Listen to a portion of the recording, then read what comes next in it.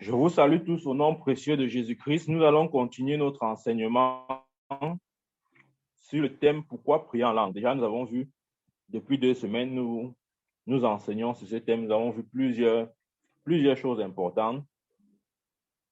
Nous avons vu, entre autres, que le parler en langue était la langue que Dieu avait donnée à l'Église, était un moyen de communication, était un moyen de communion aussi, etc., etc. Donc, pour ce soir, nous continuons. Pourquoi prier en langue? Mes frères, c'est extrêmement important le parler en langue ou la prière en langue. Je préfère dire prier en langue. C'est extrêmement important la prière en langue. Beaucoup se disent, est-ce que c'est vraiment important pour notre vie chrétienne? Oui, ça l'est, d'une importance capitale. Et nous allons voir encore ce soir pourquoi est-ce qu'il est important de prier en langue. Si nous observons bien, nous nous rendrons compte que tous les miracles que vous verrez dans le Nouveau Testament ont été expérimentés dans l'Ancien Testament. Vrai ou faux? Vrai. Tous les miracles, ça veut dire quoi? Ça veut dire la résurrection des morts que nous voyons dans le Nouveau Testament. Élie avait ressuscité les morts. Le cadavre d'Élisée même avait ressuscité un mort pendant qu'on l'avait jeté et son corps a touché le corps d'Élisée et le mort est revenu à la vie. C'est-à-dire tous les miracles majeurs que vous verrez dans le Nouveau Testament. Vous verrez une similitude dans l'Ancien Testament. Que ce soit la puissance, la démonstration de la puissance de Dieu. Nous voyons, par exemple, les paralytiques marcher, les aveugles voir, etc. Ça se produisait déjà dans l'Ancien Testament. Nous voyons les lépreux être purifiés. Ça se faisait déjà. Les prophètes de l'Ancien Testament faisaient déjà ces miracles. Alors, tous ces miracles-là que nous voyons dans le Nouveau Testament, si vous fouillez bien l'Ancien Testament, vous allez voir des miracles similaires. Il y a un seul miracle que vous ne verrez jamais dans l'Ancien Testament. Un seul. Et c'est quoi? C'est le miracle du parler ou de la prière en langue. Dans l'Ancien Testament, personne n'a expérimenté ça. Personne. Moïse n'a jamais prié en langue. Abraham n'a jamais prié en langue. Isaac non plus. Adam même non plus. Tous ces héros de la foi que le livre d'Hébreux nous relate, personne n'a expérimenté ça. Amen. Pourquoi? Parce que la prière en langue n'était pas la prière, ou disons, ce n'était pas un don qui était réservé à l'Ancien Testament. C'était un don du Nouveau Testament, autrement dit de l'Église. Revenons dans le passage d'Ésaïe, nous avons eu à le lire, mais nous allons le relire et Dieu va nous montrer autre chose. Dans Ésaïe chapitre 28, Ésaïe chapitre 28, c'est le prophète Ésaïe qui parle, je lis à partir du verset 2, le verset 9, il dit: à qui veut-on enseigner la sagesse? À qui veut-on donner des leçons? Est-ce à des enfants qui viennent d'être sévrés, qui viennent de quitter la mamelle? Verset 10. Car c'est précepte sur précepte, précepte sur précepte, règle sur règle, règle sur règle. Un peu ici, un peu là. Verset 11. Suivons bien. Verset 11. Eh bien, ce n'est pas des hommes aux lèvres balbutiantes. Ce n'est pas des hommes aux lèvres balbutiantes et au langage barbare que l'Éternel parlera à ce peuple. Verset 12. Il lui disait: voici le repos. Laissez reposer celui qui est fatigué. Voici le lieu du repos. Mais ils n'ont pas voulu écouter. Amen. Ici, c'est la prophétie que Ésaïe donne au sujet du parler en langue. C'est la prophétie qu'Ésaïe donne au sujet du parler en langue. Prophétiquement, Ésaïe avait vu un peuple qui s'exprimait dans une langue non intelligible. Et la seule façon pour lui de décrire ça, c'est ce qu'il a dit ici au verset 11. Il a dit des hommes aux lèvres balbutiantes. Donc, parce que Ésaïe était prophète, en tant que prophète, pour avoir des visions, des révélations, certainement dans l'esprit, il a vu un peuple qui faisait des choses du genre. Donc, pour lui, la seule façon de décrire cette langue-là, il a dit les hommes aux lèvres balbutiantes. Soulignons bien balbutiantes. Amen. Donc, Le parler en langue, si nous continuons le verset au verset 12, il dit, il lui disait, voici le repos. Amen. Donc, d'une certaine façon, le parler en langue est lié au repos. Je crois que par la grâce de Dieu, nous allons préparer un enseignement sur le repos de Dieu. Qu'est-ce que ça veut dire quand la Bible dit vous entrez dans le repos de Dieu, etc. Mais ici, de manière claire et sans ambiguïté aucune, Ésaïe connecte le parler en langue au repos. Ça, c'est la première chose. La deuxième chose, il a dit ici, verset 11, eh bien, c'est par des hommes aux lèvres balbutiantes et au langage barbare. Amen. C'est ça, en fait. Le parler en langue, Ésaïe appelle ça un langage barbare. Pourquoi? Parce que ça vient des lèvres balbutiantes. Notons bien l'expression, soulignons l'expression balbutiante. Amen. Donc, le parler en langue n'était pas disponible dans l'Ancien Testament pour la simple raison qu'aucun d'eux n'était né de nouveau. Amen. Aucun d'eux n'était né de nouveau. À cause de ça, aucun d'eux ne pouvait parler en langue. Nous comprenons bien ce point. C'est parce qu'aucun d'eux n'était né de nouveau que personne ne pouvait parler en langue. Le parler en langue ne peut pas être reçu par ceux dont l'esprit n'a pas été recréé. C'est ce que 2 Corinthiens 5, 17 dit. Et dit, si quelqu'un est en Christ, il est une nouvelle créature. Les choses anciennes sont passées, voici toutes choses sont devenues nouvelles. Donc, à moins que quelqu'un naisse de nouveau, il ne peut pas s'exprimer dans cette langue barbare, ou encore il ne peut pas s'exprimer avec des lèvres balbutiantes, telles que l'apôtre Ésaïe a prophétisé. Amen. Suivons ça très attentivement. Donc, Ésaïe décrit le parler en langue comme des hommes et les hommes parlant, il a dit ici, c'est pas des hommes aux lèvres balbutiantes. Amen. Et nous allons comprendre pourquoi est-ce que Ésaïe décrit le parler en langue comme ces lèvres balbutiantes là. Amen. Notre croissance spirituelle, c'est très important, notez ça pour ceux qui notent. Notre croissance spirituelle dépend de plusieurs facteurs, mais de deux facteurs principaux.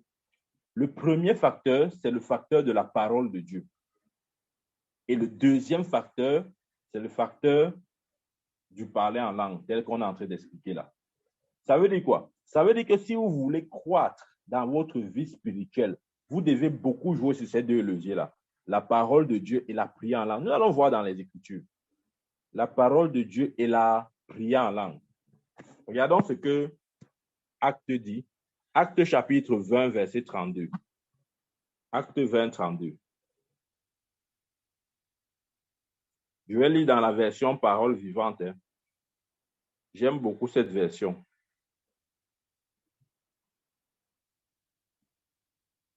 Acte 20, 32. Il dit ceci, je lis, et maintenant, il ne me reste plus qu'à vous confier au Seigneur et à sa parole de grâce. Elle a le pouvoir de bâtir l'édifice et de fortifier votre foi et de vous assurer l'héritage que Dieu vous réserve, à vous comme à tous ceux qui lui appartiennent. Nous avons compris ça?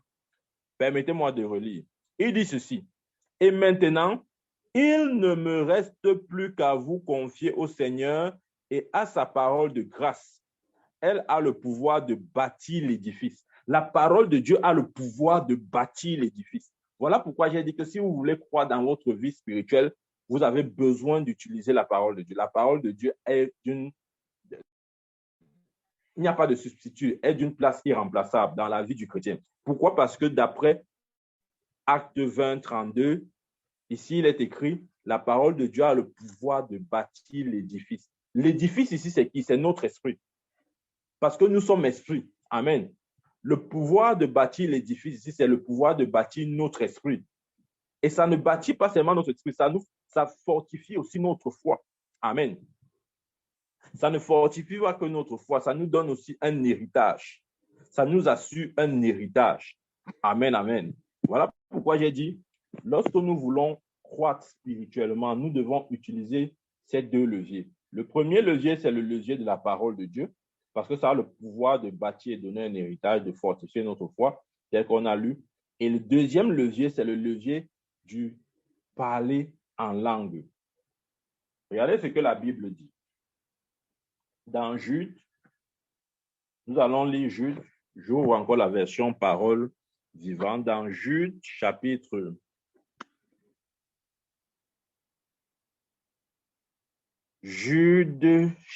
1, c'est juste un verset d'ailleurs, verset 20. Il dit ceci. Jude 1, 20. Il dit, mais vous, mes chers amis, bâtissez votre vie sur le fondement de votre foi très sainte. Nous suivons. Mais vous, mes chers amis, bâtissez votre vie sur le fondement de votre foi très sainte. Priez dans la communion du Saint-Esprit et avec sa puissance. Je vais relire. Il dit, mais vous, mes chers amis, bâtissez votre vie sur le fondement de votre foi très sainte. 2 points. Ça veut dire qu'il explique comment bâtir notre vie sur le fondement de notre foi très sainte. Prier dans la communion du Saint-Esprit. Ça, c'est la prière en langue. Louis II parle, dit ceci. La version Louis II dit, je lis.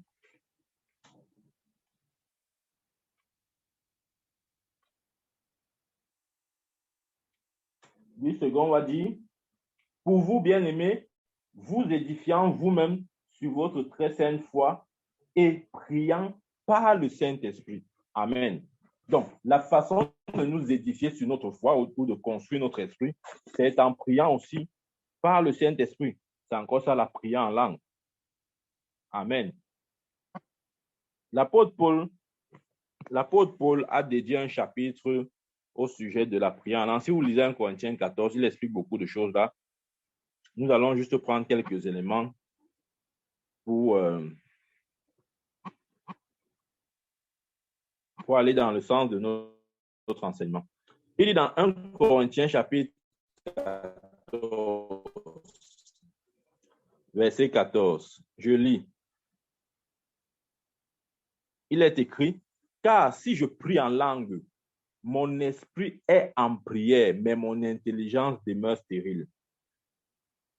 Si je prie en langue, mon esprit est en prière, mais mon intelligence demeure stérile. Il dit que lorsqu'on prie en langue, c'est notre esprit qui prie. L'intelligence, le raisonnement, l'intellect ou bien l'âme n'intervient pas. C'est pourquoi on dit l'intelligence est stérile. Ça veut dire que la prière en langue n'évolue pas sur un chemin de logique humaine ou encore n'est pas inspirée par l'humain. Non, ou la dimension intellectuelle. Non, c'est inspiré par l'esprit, c'est-à-dire notre esprit. Il dit celui qui prie en langue, c'est son esprit qui prie, son intelligence demeure stérile. C'est aussi une des raisons pour lesquelles lorsqu'on écoute la prière en langue, personne ne peut comprendre exactement ce qui est dit, sauf si c'est interprété, bien sûr. Le verset 15, il dit ceci, la suite. Nous rappelons, c'est Paul qui parle, il dit, que dit donc? Je prierai par l'esprit, mais je prierai aussi avec l'intelligence. Je chanterai par l'esprit, mais je chanterai aussi avec l'intelligence. Regardons bien, observons l'ordre des choses. L'apôtre Paul dit, que dit donc? Je prierai par l'esprit, mais je prierai aussi avec l'intelligence. En d'autres termes, l'apôtre Paul hiérarchise les niveaux d'importance de prière. Selon l'apôtre Paul, la prière en esprit ou la prière en langue est plus importante que la prière en intelligence. C'est pourquoi il commence d'abord en disant, je prierai en esprit. Amen. Et il continue en disant, je prierai aussi avec l'intelligence. Il dit, je chanterai par l'esprit, mais je chanterai aussi avec l'intelligence. Ça veut dire que dans la vie de l'apôtre Paul, la prière en esprit ou la prière en langue occupait la première place. C'était le premier type de prière qu'il faisait toujours. Amen. Et c'est important de comprendre ça. Nous savons qui était l'apôtre Paul. On peut lui attribuer plusieurs mérites. Entre autres, c'est lui l'écrivain de plus de la moitié du Nouveau Testament. Donc, si un homme écrit plus de la moitié du Nouveau Testament, vous pouvez imaginer la grandeur et l'amplitude, la magnitude de la révélation qu'il avait de Christ. Donc, il dit donc que le secret de sa vie, c'est qu'il prie d'abord en esprit avant de prier en intelligence. Je vais dire ça autrement. Il prie d'abord en langue avant de prier en français. Il chante d'abord en langue avant de chanter en français.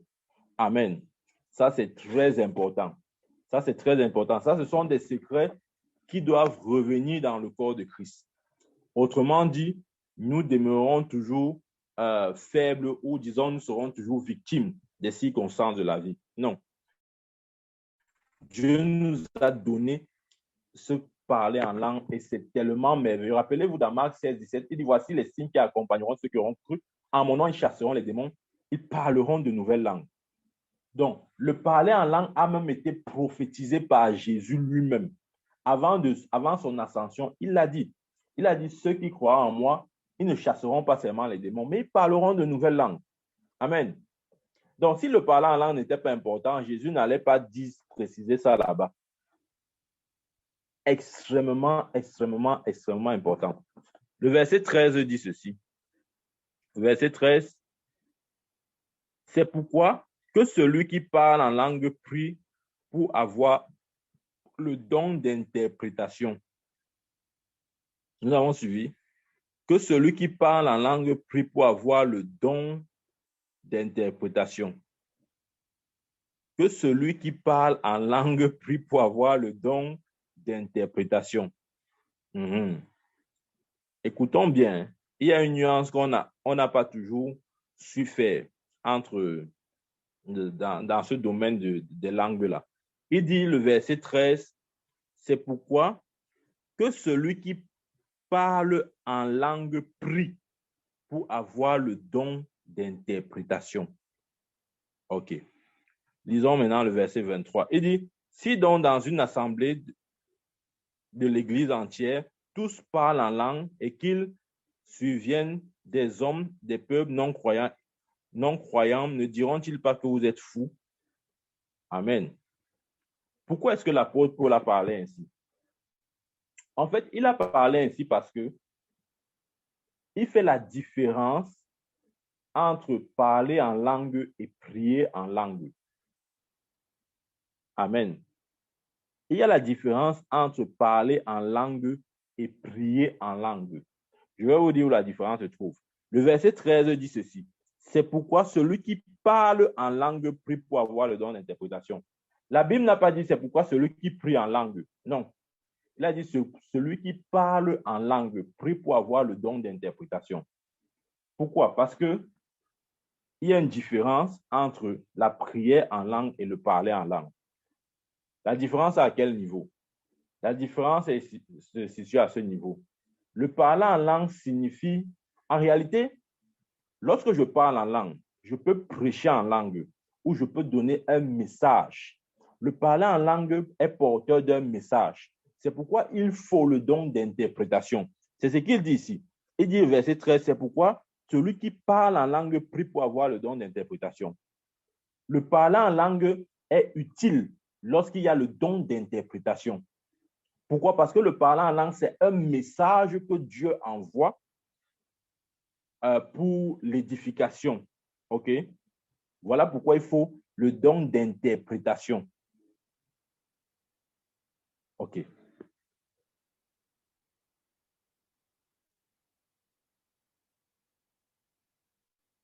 Nous allons lire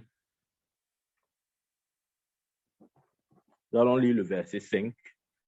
1 Corinthiens chapitre 14, verset 5. Je désire que vous parliez tous en langue, mais encore plus que vous prophétisez. Celui qui prophétise est plus grand que celui qui parle en langue, à moins que ce dernier n'interprète pour que l'Église en reçoive l'édification. Vous avez compris? L'apôtre Paul dit ici là que celui qui parle en langue, ou disons celui qui prophétise, est plus grand que celui qui parle en langue. Et il explique pourquoi. Il dit en réalité, celui qui prophétise est plus grand que celui qui parle en langue parce que la prophétie édifie. Ça édifie parce que la prophétie est donnée dans un langage intelligible. C'est donné soit en français, soit en anglais, etc. Vous voyez? Voilà pourquoi ça édifie l'Église. Mais celui qui parle en langue, c'est-à-dire donne le message de Dieu, mais un message codé, il n'est pas plus important que celui qui donne un message décodé. La prophétie est un message décodé. Alors que le parler en langue est un message codé. Donc, voilà pourquoi il dit celui qui parle en langue. Il n'a pas dit celui qui prie en langue. Celui qui parle en langue a besoin du don d'interprétation. OK. Dit autrement, si vous le parlez en langue plus le don d'interprétation égale à la prophétie, c'est-à-dire que le langage est décodé et ça devient un message intelligible, un message que l'on peut comprendre avec l'intellect ou la dimension intellect de l'homme. Amen. Donc, il dit celui qui parle en langue a besoin du don d'interprétation. Autrement dit, il n'est pas en bénédiction à l'Église parce que c'est un message codé qu'il est en train de donner. Et dans ce cas, donc, celui qui prophétise est plus grand que celui qui parle en langue. Amen. Donc, il y a la différence entre le parler en langue et la prière en langue. Le parler en langue, c'est un message que Dieu envoie, mais qui est codé et qui a besoin d'être décodé. Alors que la prière en langue, c'est la communication des mystères entre vous et Dieu. Ça n'a pas forcément besoin d'être décodé. Pourquoi? Parce que c'est pour votre édification personnelle. Ce n'est pas forcément un message codé qui s'adresse à l'Église ou qui s'adresse à un individu. Non. Là, vous êtes en train de dire des mystères parce que la Bible dit que celui qui prie en langue dit des mystères à Dieu. OK? Donc, c'est très important de comprendre ça. Lorsque Dieu envoie des messages, il peut envoyer les messages sous la forme du parler en langue. À ce moment, il faut le don d'interprétation. Et lorsqu'on interprète le parler en langue, ça donne la prophétie. Pourquoi la prophétie? Parce que le message est maintenant intelligible. Le message qui était codé a été déchiffré. Voilà pourquoi on parle de prophétie. On parle de prophétie parce que c'est inspiré de Dieu. Ça vient de Dieu. C'est quoi la prophétie? Ce n'est pas le thème du soir, mais je donne une précision dessus. La prophétie est un message inspiré qui vient de Dieu.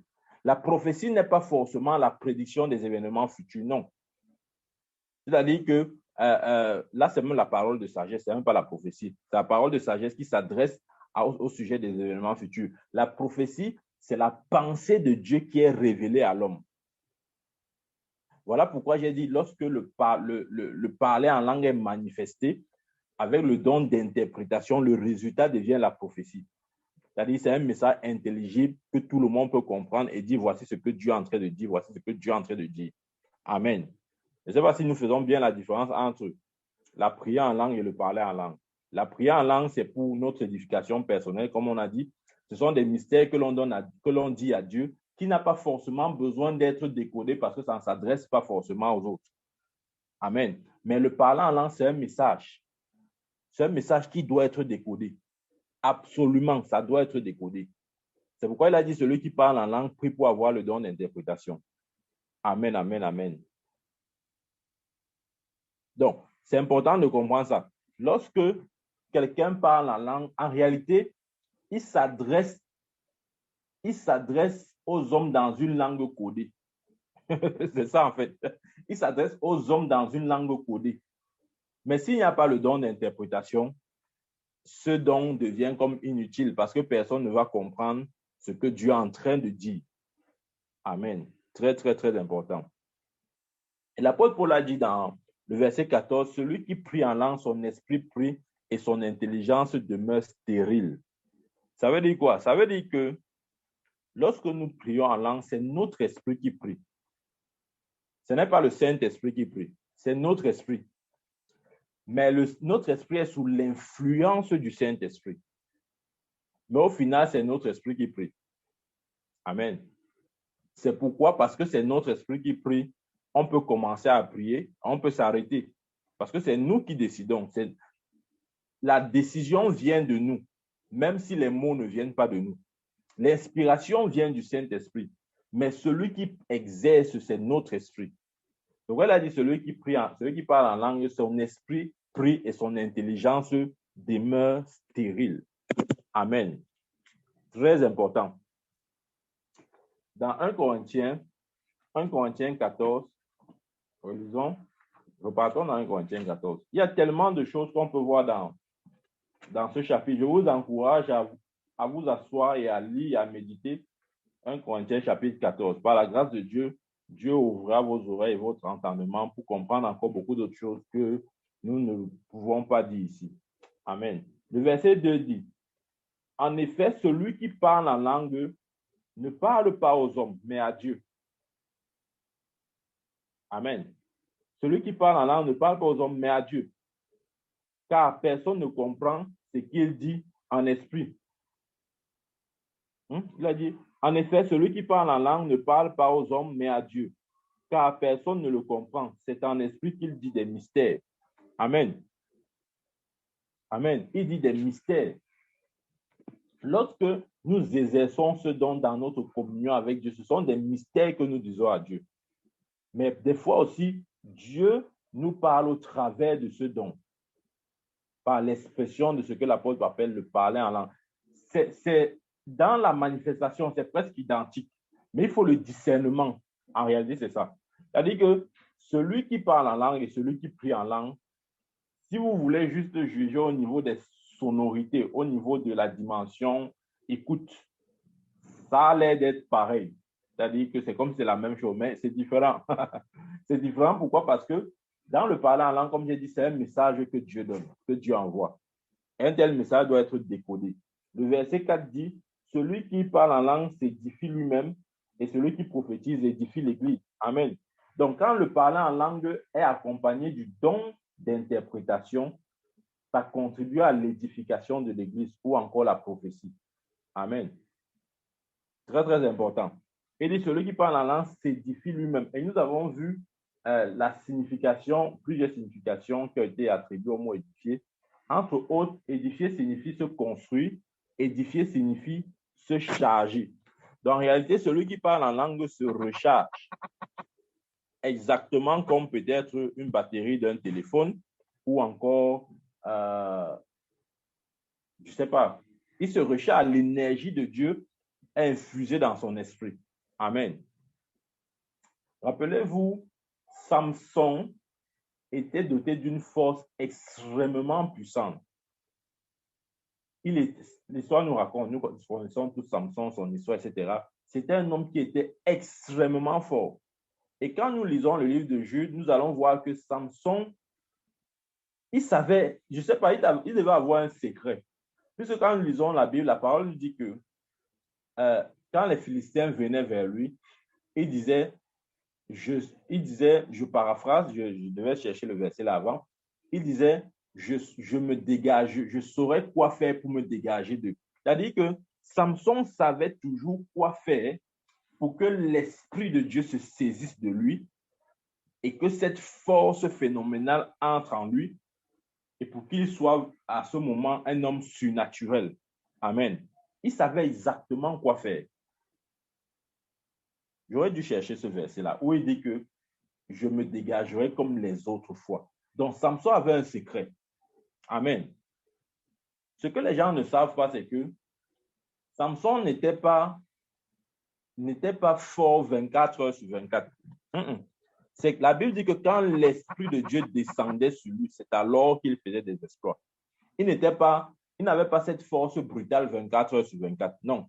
Il fallait que l'Esprit descende sur lui. Et pour que l'Esprit descende sur lui, il avait certainement un code entre lui et Dieu. Il savait quoi faire pour que l'Esprit descende sur lui. Amen.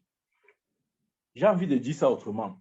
Dieu nous a donné à nous, l'Église, une astuce pour entrer dans cette dimension surnaturelle. Lorsque quelqu'un parle en langue, la Bible dit il s'édifie lui-même. Amen. Il s'édifie lui-même, il se recharge. L'énergie, le potentiel de Dieu en lui grandit. Exactement comme Samson. Amen. C'est extrêmement, extrêmement important. Donc, il faut comprendre ceci, c'est que la foi est construite autour de la parole de Dieu. C'est-à-dire que Romains 10, verset 17 dit, la foi vient de ce qu'on entend et ce que l'on entend vient de la parole de Dieu. Mais en même temps aussi, il faut reconnaître que notre foi est mesurée, si vous voulez.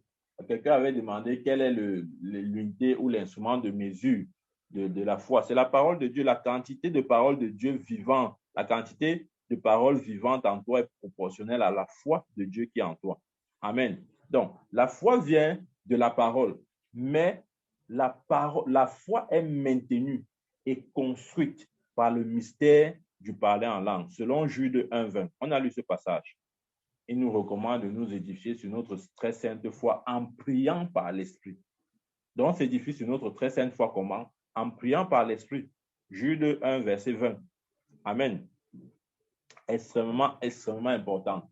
La prière en langue contribue à notre édification, non seulement à notre édification, mais aussi à la consolidation même de notre foi. Revenons sur ce qu'Ésaïe a dit. Ésaïe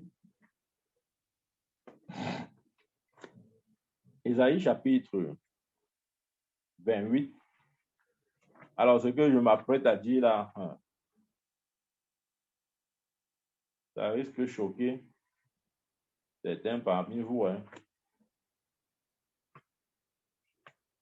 Et vous allez comprendre pourquoi est-ce que l'Église, de manière générale, est faible.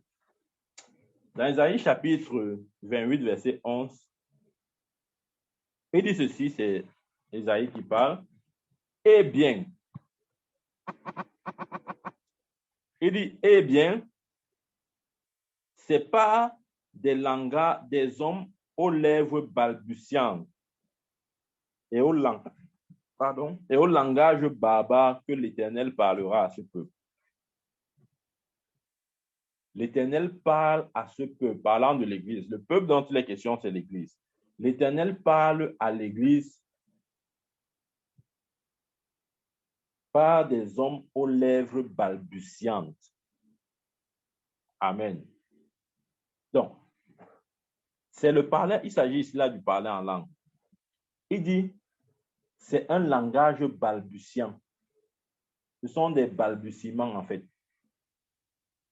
Amen. C'est comme ça que le prophète Ésaïe décrit le parler en langue. Ce sont des balbutiements, c'est tout. Amen. Mais des balbutiements extrêmement puissants. Extrêmement,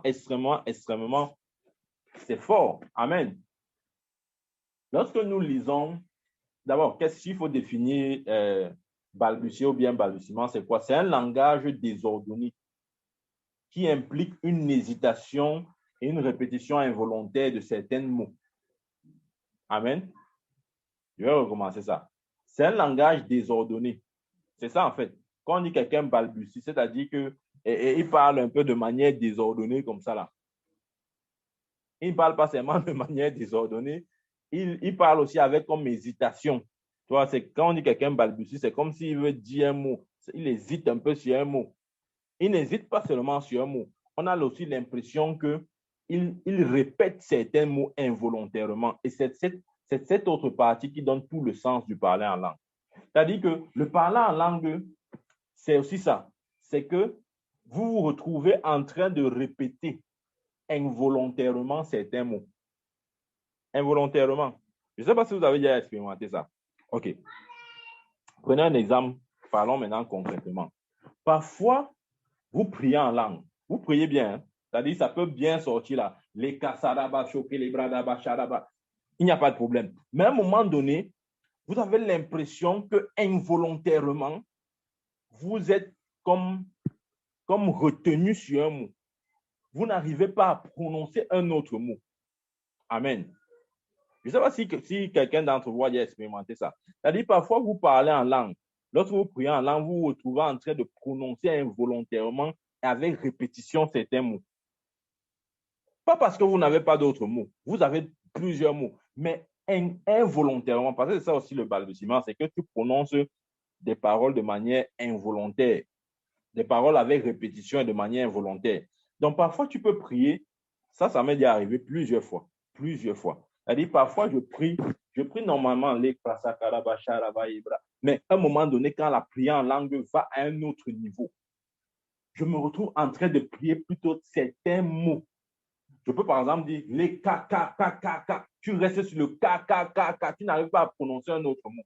En réalité, c'est ce que c'est que le parler en langue. Il a dit les lèvres balbutiantes. Amen. Et c'est ce que ça signifie aussi. Ça signifie balbutier, c'est aussi ça, c'est répéter involontairement certains mots. Tu ne sais pas pourquoi tu insistes sur le K là. Et tu n'arrives pas à prononcer un autre mot. Amen. C'est exactement ce que Ésaïe a vu. Il a vu ça.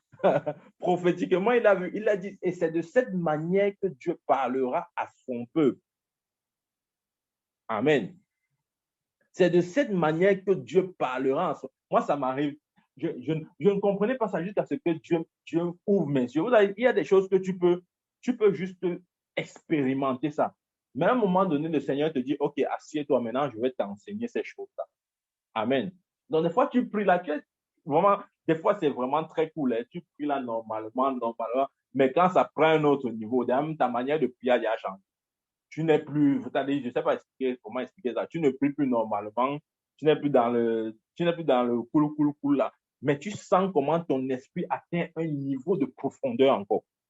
Et quand tu es dans ce niveau de profondeur, involontairement, tu te retrouves en train de répéter certains mots. Je répète encore, pas parce que tu n'as pas d'autres mots. Moi, par la grâce de Dieu, mon vocabulaire en langue est assez vaste. Mais des fois, quand je prie, je suis poussé à insister sur un mot. Tu vois, tu dis ka. Tu restes le ka là, tu ne sais même pas pourquoi tu n'arrives pas à dire un autre mot. Amen. C'est ça le balbutiement. C'est ce qu'il a dit. Il a dit, les hommes, il a dit quoi là? Il a dit, c'est pas des hommes aux lèvres balbutiantes. Amen. Et beaucoup de chrétiens expérimentent ça, mais ils ne comprennent pas ce qui se passe. Sinon, ce qui se passe, c'est que tu entres dans les dimensions profondes. tu n'es plus dans un niveau de contrôle ou bien un niveau où, bon, tu veux un peu faire les choses naturellement ou selon peut-être ton humeur. Non. Là, c'est un autre niveau. Amen.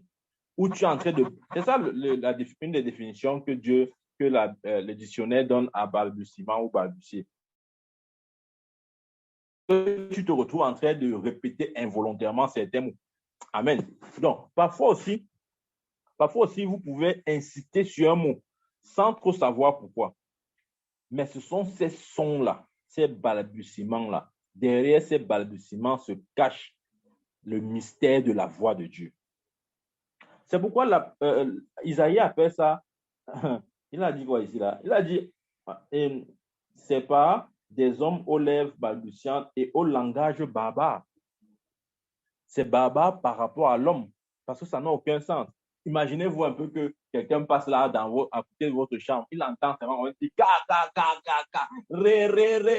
Il va dire, mais qu'est-ce qui se passe avec le gars là ce jour, aujourd'hui? Amen. Mais tu es en train de toucher les dimensions encore plus profondes.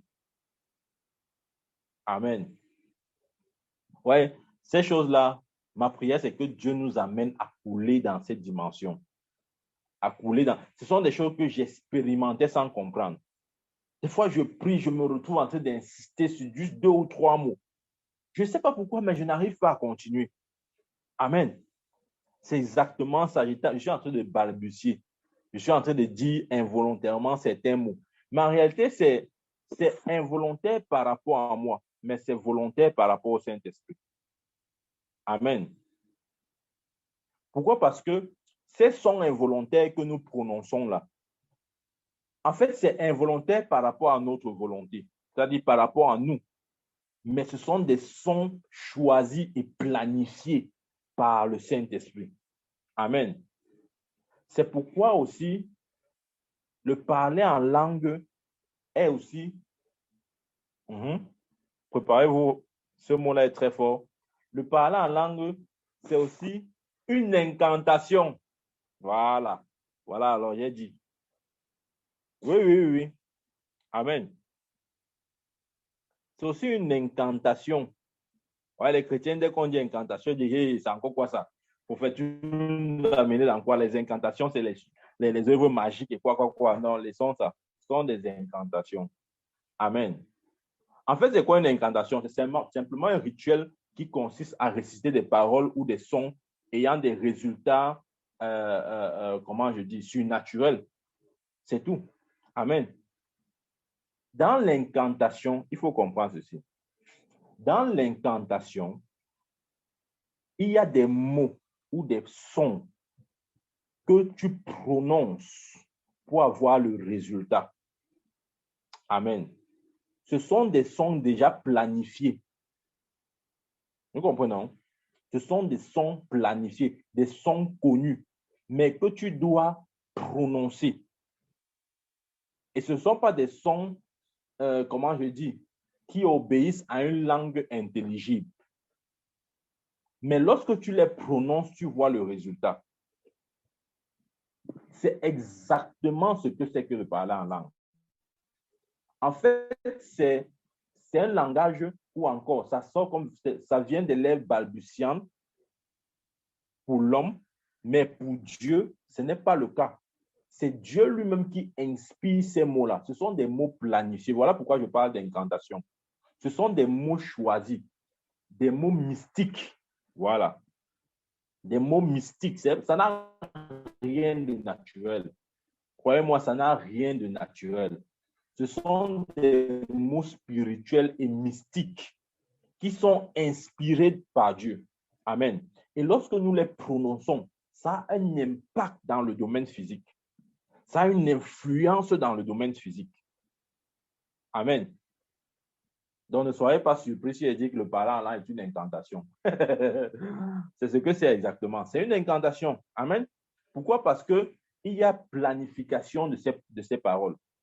Ça ne vient pas de nous, certes, mais ça vient du Saint-Esprit. Amen. Voilà pourquoi je parle d'incantation. Pourquoi? Parce que c'est le Saint-Esprit qui choisit ces mots spirituels, ces mots mystiques, qui les met dans ta bouche. Et quand tu les prononces, le résultat se fait voir. Amen. Lorsque nous prions en langue, nos paroles sont planifiées. C'est pourquoi, je vais vous dire quelque chose. Quelles que soient les paroles que vous prononcez lorsque vous priez en langue, croyez-moi, ce sont des paroles choisies, planifiées par le Saint-Esprit. Certes, ce ne sont pas des paroles qui viennent de votre tête, mais ce sont les paroles qui viennent de l'Esprit de Dieu. Qu'est-ce que la Bible dit? Dans Actes chapitre 2, dans Actes chapitre 2, verset 4, il dit ceci. Actes chapitre 2, verset 4, il dit, et ils furent tous, ça c'est le jour de la Pentecôte, et ils furent tous remplis du Saint-Esprit et se mirent à parler en d'autres langues, selon que l'Esprit leur donnait de s'exprimer. Ils parlaient en d'autres langues selon que l'Esprit leur donnait de s'exprimer. Donc, à la Pentecôte, les apôtres étaient en train de faire des incantations. Amen. Ils prononçaient des mots spirituels et mystiques qui venaient de Dieu. Amen. Voilà pourquoi je parle d'incantation. Parce que une incantation, c'est quoi? Une définition simple. C'est simplement des paroles ou des sons mystiques ou spirituels que l'on prononce et qui a des résultats. Et c'est ce qui se passe lorsque nous prions en langue. Dieu met dans notre bouche des paroles mystérieuses. C'est pourquoi l'apôtre Paul dit, celui qui prie en langue ne parle pas aux hommes, il parle à Dieu et c'est un esprit qui dit des mystères. Il dit des mystères. Amen. Donc, si on voit le parler en langue sur le plan spirituel ou la prière en langue sur le plan spirituel, c'est une incantation.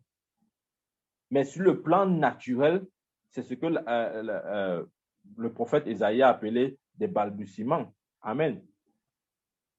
C'est-à-dire, naturellement, on va dire que non, ce sont des lèvres qui balbutient. Mais spirituellement, ce sont des incantations. Écoutez, Satan n'a rien créé. Que les chrétiens sortent de cette peur-là. Satan n'a rien créé. Les incantations que les marabouts, les satanistes, les occultistes et j'en passe font, ils ont copié ça chez Dieu. Amen. Oui, souvent, si vous voyez, bon, vous avez certainement eu à l'observer, parfois très tôt le matin, vous allez dans certains carrefours, vous allez trouver des choses bizarres. Soit on a cassé les œufs, soit on a versé le sel. Amen. Ces choses ne se font pas juste comme ça. Il y a des paroles qu'on prononce. Et les paroles qu'on prononce là, je peux vous rassurer que ce n'est pas le français ou l'anglais. Ça n'a rien à voir. Ce n'est ni le français, ni l'anglais, ni l'arabe, ni l'allemand ou quoi que ce soit. Ce sont des paroles incantatoires, c'est-à-dire des paroles mystiques. Amen. Ce sont des paroles mystiques et ce sont des paroles bien choisies et planifiées. Voilà pourquoi on parle d'incantation. Parce que ce sont des paroles mystiques choisies et planifiées et qui ont pour but de créer un résultat surnaturel. Mais mes frères, c'est exactement ce qui se passe lorsqu'on prie en langue. Amen. Ce sont des incantations. Les chrétiens n'aiment pas certains mots. On va dire que le prophète a dit qu'on fait les incantations. Oui, c'est ce qu'il a dit. Amen. Si on ne voit pas la chose de cette façon, on va passer à côté de la bénédiction. Je vous prends un exemple. Si je vous donne un objet quelconque et je vous dis que cet objet, je l'ai ramassé par terre pendant que je marchais, je suis sûr que vous n'allez donner aucune valeur à cet objet. Mais si je vous dis que cet objet coûte $1 million, même si ça ne ressemble à rien à vos yeux, vous allez commencer à donner une valeur à cet objet. Qu'est-ce que j'essaye de dire? Si la prière en langue ou le parler en langue n'est pas expliqué de cette façon, ça ne sera jamais pris au sérieux. Elle ne sera jamais prise au sérieux. On va tous se dire que non, c'est juste un truc comme ça là. Bon, les gens disent qu'ils aiment prier en langue et tout. Bon. Non, c'est pas comme ça. C'est pas comme ça. Ce n'est pas comme ça. L'apôtre Paul avait compris le mystère de ces choses. C'est lui qui écrit au sujet de la prière en langue. Donc, il comprenait bien de quoi il s'agissait. Amen. C'est pourquoi il a dit, quand nous regardons et nous observons bien la prière en langue sur le plan de vue spirituel, c'est une incantation. Une incantation. Et vous allez expliquer pourquoi je parle d'incantation. Parce que ce sont des vous croyez que les mots là sont naturels? Vous croyez que des mots là sont anodins comme ça là? Que ce sont juste des mots pour des mots? Non. Non. Dans Actes chapitre 2, verset 4, on a dit quoi? Qui priaient selon que le Saint-Esprit les inspirait. Amen. Ils parlaient en langue selon que le Saint-Esprit les inspirait. Donc, ces mots qu'ils prononçaient n'étaient pas des mots naturels. Non, ça n'avait rien de naturel. C'était des mots spirituels, des mots mystiques. C'est pourquoi Paul dit que celui qui prie en langue dit des mystères à Dieu. Parce que ce sont des paroles mystérieuses. Amen. Ce sont des paroles mystérieuses qu'on prononce. Il y a des mystères derrière. Ce n'est pas naturel. C'est ce qu'il faut comprendre. Voilà pourquoi j'ai dit, le parler en langue ou la prière en langue, c'est de ça qu'il s'agit. La prière en langue, sur le plan de vue spirituel, ce sont des incantations. Mais sur le plan de vue naturel, c'est ce que le prophète Ésaïe a dit lorsqu'il parle de balbutiement, les lèvres balbutiantes. Pour dire quoi? Pour dire que quand quelqu'un nous écoute par exemple prier en langue, tout ce qu'il va dire, c'est quoi? Il répète les mots bizarres comme ça là. Pour lui, ça n'a aucun sens. Ça n'a pas de sens. Voilà pourquoi il a dit au langage barbare. Esaïe a continué en disant au langage barbare. C'est un langage barbare naturellement. C'est ce que j'essaie de dire.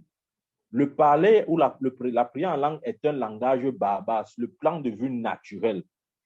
Mais sur le plan de vue spirituel, ce sont des incantations. Parce que ce ne sont pas des mots naturels que nous utilisons. Ce ne sont pas des mots humains. Ce ne sont pas des mots qui viennent de l'homme. Ce sont les mots qui viennent du Saint-Esprit. Et c'est pourquoi Paul dit que nous disons des mystères à Dieu. Amen. Amen. Croyez-moi, tous les hommes spirituels, quand je dis hommes spirituels, c'est-à-dire que les hommes qui se frottent avec le monde spirituel, que ce soit bon ou mauvais, ils font des incantations. Oui. Ne soyez pas naïfs. Ils font des incantations. Même dans vos lieux de service, là, Vous avez des collègues que chaque matin, ils ont des incantations qu'ils font avant de venir au travail. Et quand ils font leurs incantations, vous voyez le résultat au lieu du travail. Vous ne comprenez pas pourquoi on n'arrive jamais à sanctionner votre collègue. Il manque le travail. Son patron est incapable de lui donner une mise à pied. Il fait quoi que ce soit. C'est comme si on a peur de lui. Mais il a fait ses incantations. Il fait ses incantations. Vous vous amusez. Le monde, ce n'est pas naturel. Il n'y a rien de naturel ici. Absolument rien. Il fait ses incantations. Et il voit le résultat. Sa journée est différente. Vous avez l'impression que c'est comme si tout converge vers lui. Vous avez l'impression que toutes les chances vont de son côté. C'est parce qu'il a fait des incantations. Mais toi, où sont tes incantations? Tu dois commencer à incanter. Je crois que ce n'est que comme ça qu'on peut comprendre l'importance de la prière en langue. Tu dois commencer à incanter. Si lui, il incante, toi, tu viens là, tu dis que je suis un enfant de Dieu. Tes incantations ne peuvent rien faire. Tu te trompes, ça va te faire. Tu dois incanter. Tu vois que Dieu t'a donné le don là pour rien. Ou il t'a donné juste ça pour que tu saches que c'est en toi et point final. Non. Si tu n'utilises pas, tant pis pour toi. Ne soyons pas naïfs. Hein. Ne croyons pas que les incantations des sorciers ou des marabouts et tous ces gens-là, des satanistes, n'ont aucun effet. Ça a un effet. Mais ça n'a pas d'effet lorsque tu commences à faire tes propres incantations. Amen. C'est-à-dire que quand le marabout commence à secouer ces gris-gris-là, à faire ces choses-là, tu te lèves seulement, tu annules toutes les autres incantations qui ont été faites. C'est ça la clé. Là, tu ne fais aucune incantation. Tu es seulement là pour dire que la Bible a dit que la divination ne peut rien contre Israël. L'enchantement ne peut rien contre Jacob. Ça va faire. Ça va faire. Je te dis la vérité. Je te dis la vérité. Tu ne vas rien me faire. Ça va faire. Quand vous vous amusez. Hein? Jusqu'à ce que nous entrons dans la dimension de l'incantation, nous ne pouvons pas être libres de certaines choses. Si Satan, si ton collègue fait ses incantations, ne crois pas que tu vas venir là comme ça, là, ces incantations, elles sont rien. C'est quelque chose. Qui t'a dit que c'est rien? Je m'amuse. Donc, tu vois qu'il est en train de perdre son temps. C'est quelque chose. Tu dois faire tes propres incantations. Amen. Parce que tes incantations, ce sont des mystères qui sont au-dessus de toute la puissance des ténèbres. Amen. Lorsque tu fais tes incantations, tu mets en activité tes anges. Vous n'avez pas lu la parole de Dieu qui dit que les langues sont les anges, comment il dit? Le parler en langue est la langue des anges. Bien sûr, quand tu commences à prier en langue, tes anges se mettent en mouvement. C'est ça l'incantation. Tu commences à mettre tes anges en mouvement. Ça fait que les incantations de ton ennemi là, qui vient avec ces petits démons là, tes anges, parce que tu as donné des instructions, des ordres, ils vont commencer à appliquer la parole qui est sortie de ta bouche. Vous avez vu la Bible qui dit que de Somme 107, verset 20, les anges obéissent à la voix de la parole de Dieu. Quand tu pries en langue, c'est la voix de l'Esprit qui sort. L'ange reçoit ça, il passe à l'action. Ce sont des incantations. On doit commencer à être des incanteurs, si ça existe ce mot. Oui. Alors, les chrétiens, là, ils dorment, ils rompent. Après, le collègue fait les incantations, il a les promotions. Toi, tu es là, tu dis, en tout cas, toutes choses concourent bien de ce qui aime Dieu. En tout cas, Dieu fait toutes choses à son temps. Quel temps? Les carabao, yakata. Tu te lèves, tu incantes comme ça pendant 2 heures de temps. Tu arrives au travail, ton patron t'appelle, il te donne la promotion. Il ne sait même pas pourquoi il t'appelle. Pourquoi il te donne même la promotion là? Tu as fait des incantations. Vraiment, les chrétiens, nous sommes vraiment bizarres. On est là, la bouche fermée, on dit non, Dieu au contrôle. Dieu a quel contrôle? Ta vie est au contrôle de ta bouche. Écris ça. Ta vie est au contrôle de ta bouche. Écris comme ça là. Voilà. C'est pas que Dieu est au contrôle, Dieu est au contrôle. Il est au contrôle de quoi? Il est au contrôle de rien. Il t'a donné. En fait, Nous sommes les premiers responsables de notre destin. Amen. C'est pourquoi la Bible dit que la vie et la mort sont au pouvoir de la langue. La langue, la langue. La vie et la mort sont au pouvoir de la langue. Il faut encore noter ça. Amen. C'est de ça qu'il s'agit. On doit commencer à incanter. Tu dois incanter. Les chrétiens s'amusent. Hein? Les païens sont... Voilà pourquoi Jésus avait dit que les hommes, les enfants du dehors sont plus sages que les enfants de la lumière. Tu dois incanter. Oui, oui, oui. Tu dois incanter. Quand tu incantes comme ça, là, tu mets tes anges en action. Quand l'ennemi va faire aussi ses incantations avec ces petits démons-là, tes anges vont aller taire la puissance de ces démons. Et ta vie va avancer. Donc, le parler en langue écrit, ça, ce sont des incantations. Voilà. On ne va plus avoir peur des mots. Ce sont des incantations. Ce n'est pas quelque chose de naturel. Ça n'a rien de naturel. Absolument rien. Donc, c'est important. Des fois, tu pries comme ça, comme j'ai dit, tu te retrouves juste en train d'insister sur 2 mots, 2 ou 3 mots. Tu n'arrives pas à prononcer d'autres mots. Pas parce que tu n'as pas d'autres mots en toi. Si tu les as, mais ça ne sort pas. C'est comme si ta bouche devait seulement prononcer les 2 mots-là. Amen. Tu dois continuer. Tu dois continuer. C'est ça le balbutiement des lèvres. La prononciation involontaire de certains mots. C'est ça, balbutier. Amen. Et c'est ce que Isaïe avait vu. Il a dit, c'est de cette manière que Dieu va parler à ce peuple-là. Donc, pendant que tu entres, peut-être tu dis rakatata, rakatata, rakatata, rakatata, rakatata. Oh, c'est-à-dire que quand je pense à ça, j'ai seulement envie de prier en langue, là, comme je suis en train d'enseigner là. Je me retiens seulement pour ne pas prier. Amen. C'est très important. C'est très important. Ce sont des paroles incantatoires. Vous vous amusez. C'est très sérieux cette affaire.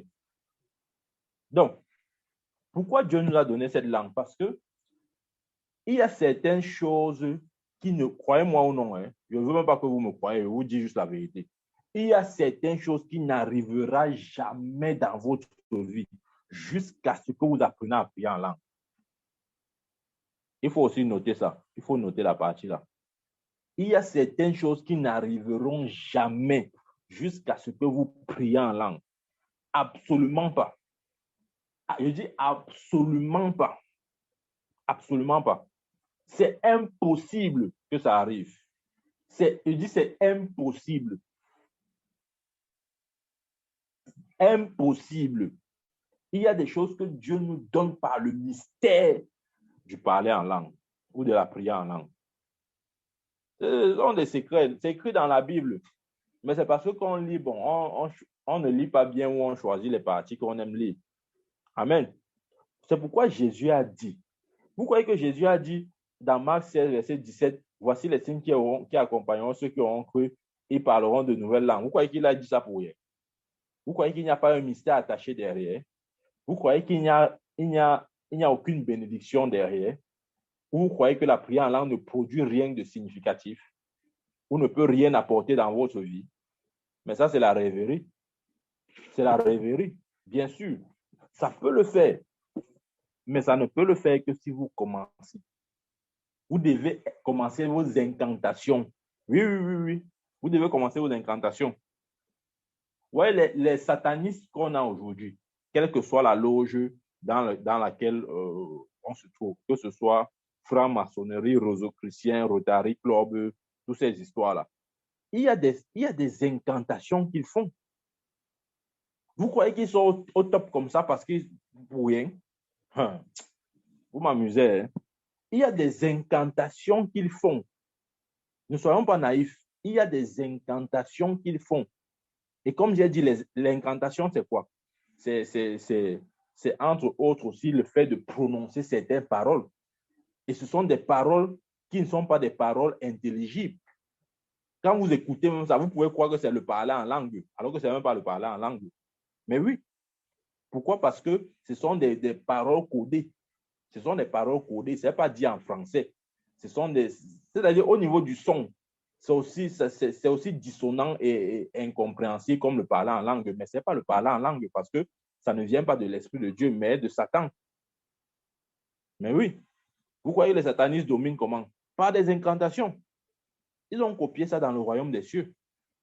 C'est ce que nous devions faire. Nous devons dominer par ça. C'est pourquoi l'apôtre Paul dit, je prierai d'abord en esprit avant de prier en intelligence. Après, il dit, je chanterai d'abord en esprit avant de chanter en intelligence. Donc, c'est important de comprendre ça, mes frères. Il y a des choses, je dis encore ça, écrivez.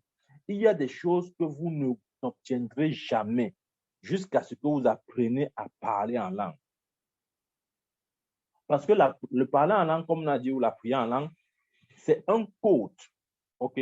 Nous devons faire usage du code pour avoir accès à la bénédiction.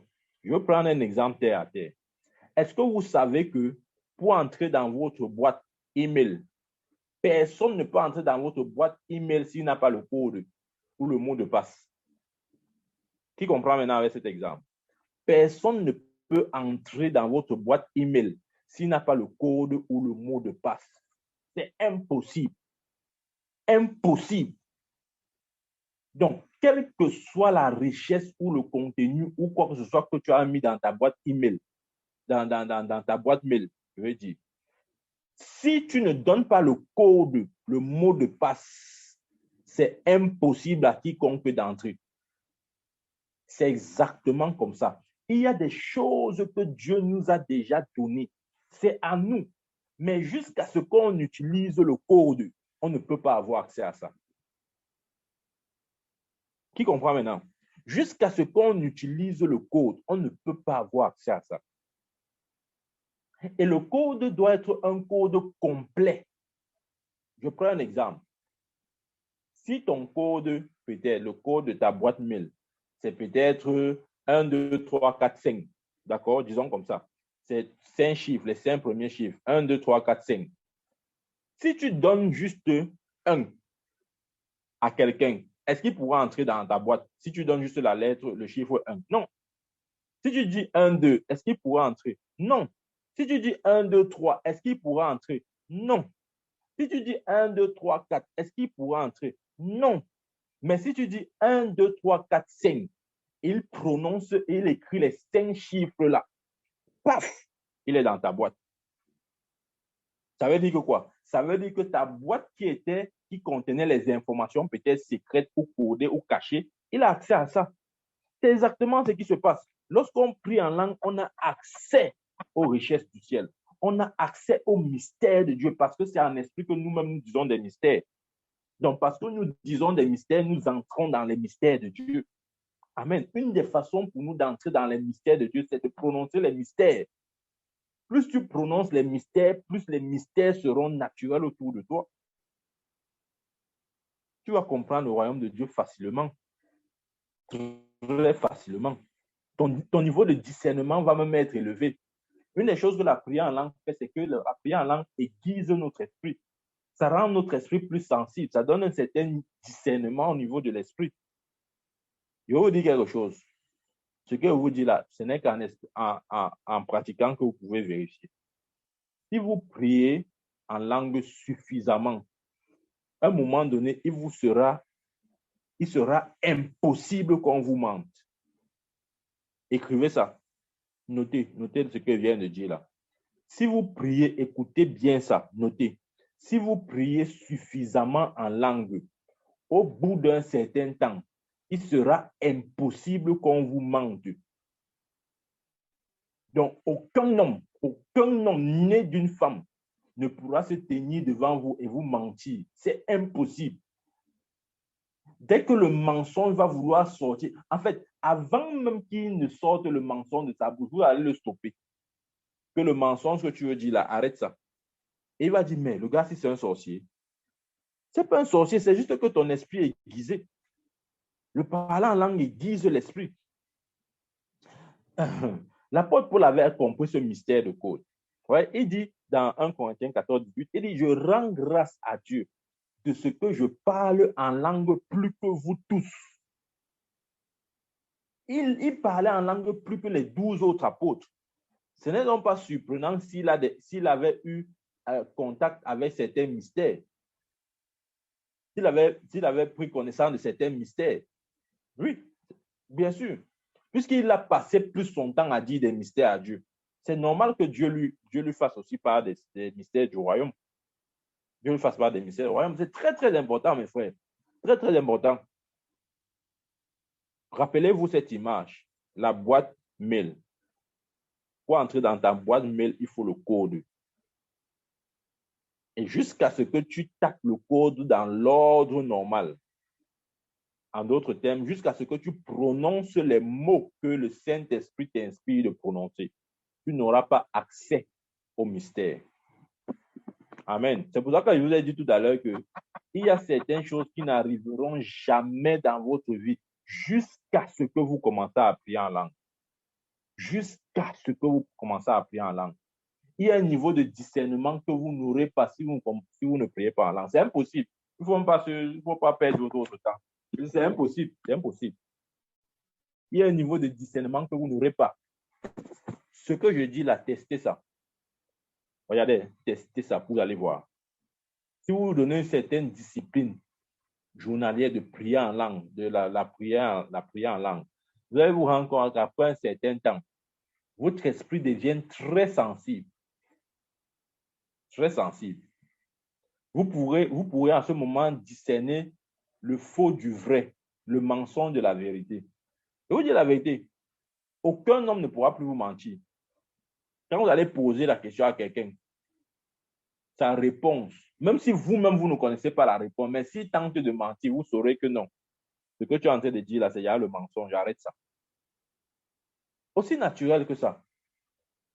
Ce n'est pas que Dieu vous a dit qu'il est en train de mentir, non. Ce n'est pas Dieu qui vous dit, c'est votre esprit qui discerne. Ah, les gens ne comprennent pas. Ce n'est pas que Dieu t'a dit qu'il est en train de mentir, non, c'est ton esprit qui discerne. Je prends un exemple. Si à côté de vous, on pose un téléphone, est-ce que vous avez besoin que Dieu vous dise que voilà le téléphone pour dire que c'est le téléphone? Non. Si vous voyez le téléphone, vous discernez, vous savez que ça c'est le téléphone. Vous n'allez pas confondre le téléphone à une bouteille, par exemple. Vous connaissez bien faire la différence entre le téléphone et la bouteille. Ce n'est pas Dieu qui vous dit, c'est vous discernez. Amen. Notre esprit est capable de faire des choses insoupçonnables, je vous assure. Je vous assure, insoupçonnables. Insoupçonnables. Des fois même, c'est pour ça parfois, pour ne pas trop choquer les gens, on dit souvent, Dieu a dit. Mais au fond, ce n'est pas Dieu a dit, c'est ton esprit qui discerne. C'est ton esprit qui discerne. Je me rappelle, je vous donne ce témoignage. J'étais arrivé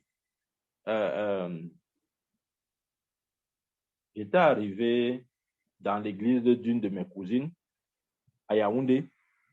Et puis, en quittant même de la maison, je vous parle devant Dieu, je ne vous mens pas. En quittant de la maison, dans mon homme intérieur, parce que justement, les yeux sont ouverts. Regardez, quand vos yeux sont ouverts, les yeux sont ouverts. Amen. Vous avez pris un exemple.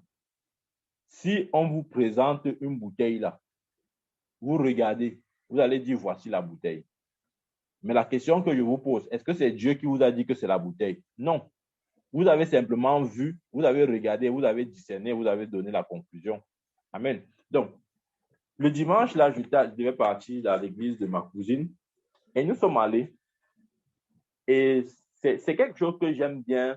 C'est un don que j'aime bien. Comment je dis? Je peux vous donner plusieurs témoignages comme ça. Hein. C'est un don que j'aime bien exercer là où je n'ai aucun moyen de savoir quoi que ce soit, de qui que ce soit. Vous voyez ce que je veux dire? Parce que l'église de ma cousine, je ne suis jamais allé là-bas. Je ne connais même pas son pasteur. Je ne connais personne, aucun membre, aucun fidèle, rien de rien. Voilà. Donc, je m'en vais, je m'assois. Et pendant que le culte passait,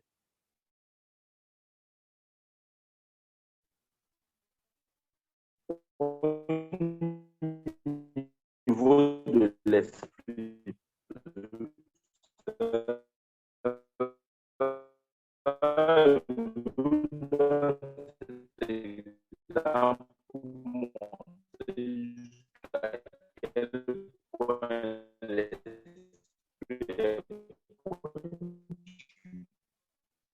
L'esprit peut voir dans le domaine spirituel. De la même manière qu'on voit naturellement, on peut aussi voir spirituellement. C'est tout. Donc, j'étais assis.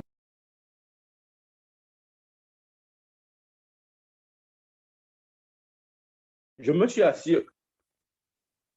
Je me suis assis et à côté, comme je vous ai dit, j'ai décidé en ce moment, au niveau de mon esprit, OK, je suis dans un lieu où personne ne me connaît, je ne connais personne, tant mieux. Donc, il n'y a pas un moyen quelconque d'être influencé par qui que ce soit. Alors, je dis, OK, maintenant, je veux scanner mon entourage pour voir ce que je peux voir dans l'esprit. Donc, à peine je tourne mon visage à ma gauche, je vois une femme, elle était assise là.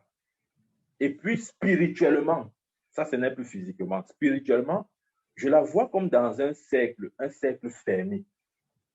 Et maintenant, j'observe le cercle là. Je discerne, j'analyse, je scanne ça. Et je sais exactement ce que le cercle signifie.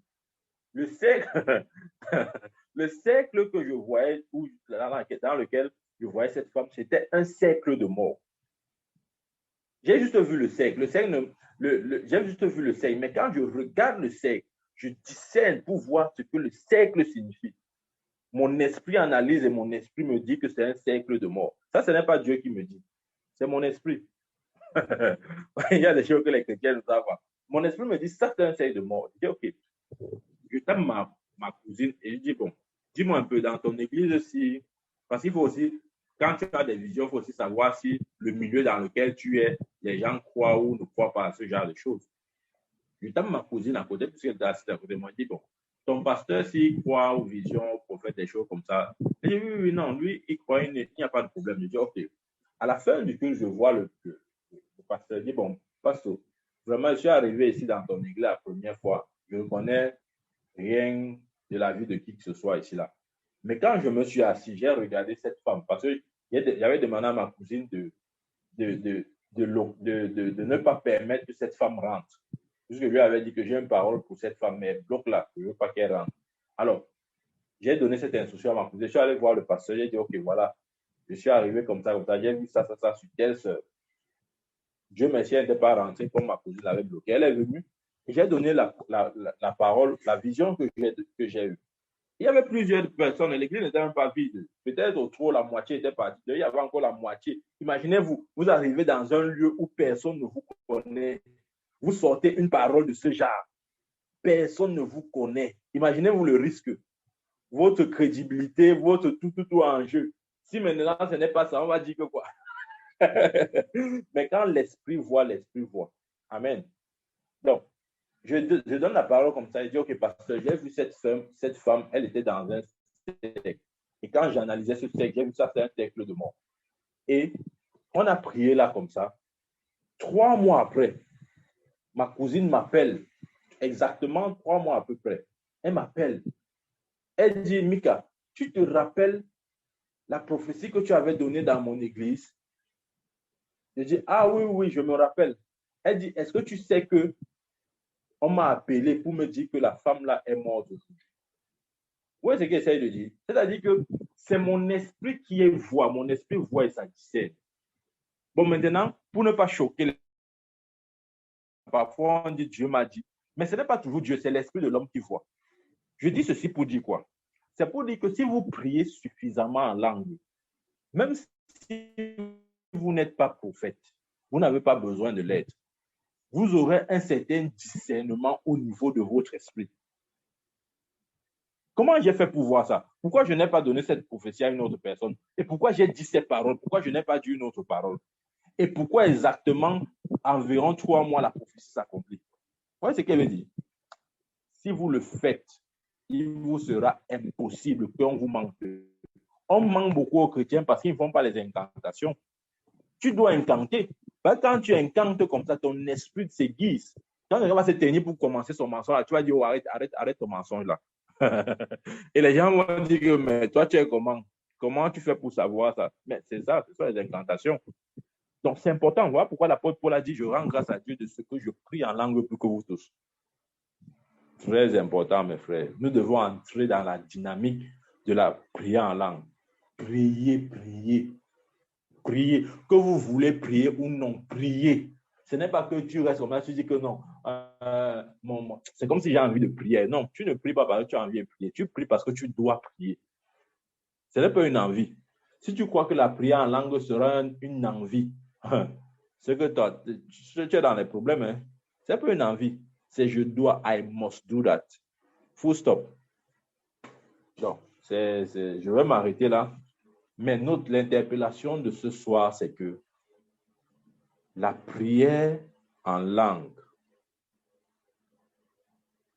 en plus d'être un moyen de communication, en plus d'être un moyen d'échange où nous avons des mystères, etc., c'est une incantation.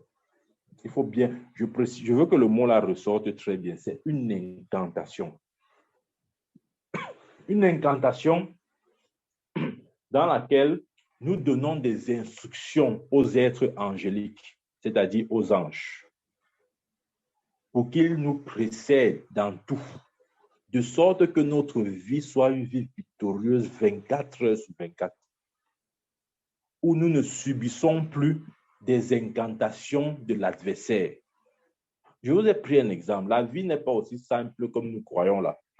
Même dans vos lieux de service, plusieurs là font des incantations. Ils ont toujours des promotions. Ils viennent prendre des promotions qui devaient être la vôtre. Ils prennent des promotions qui devaient être les vôtres. Mais parce que vous ne savez pas incanter, vous n'incantez pas. Il y a quoi? Non, il faut incanter. Il faut incanter, je vous assure. Il faut incanter. Il faut le faire. Ésaïe a dit, les hommes aux lèvres balbutiantes, au langage barbare. C'est de cette manière que Dieu s'adressera à ce peuple. Et ce peuple-là, c'est l'Église, c'est Sion. Amen. Jésus a dit, voici les signes qui accompagneront ceux qui auront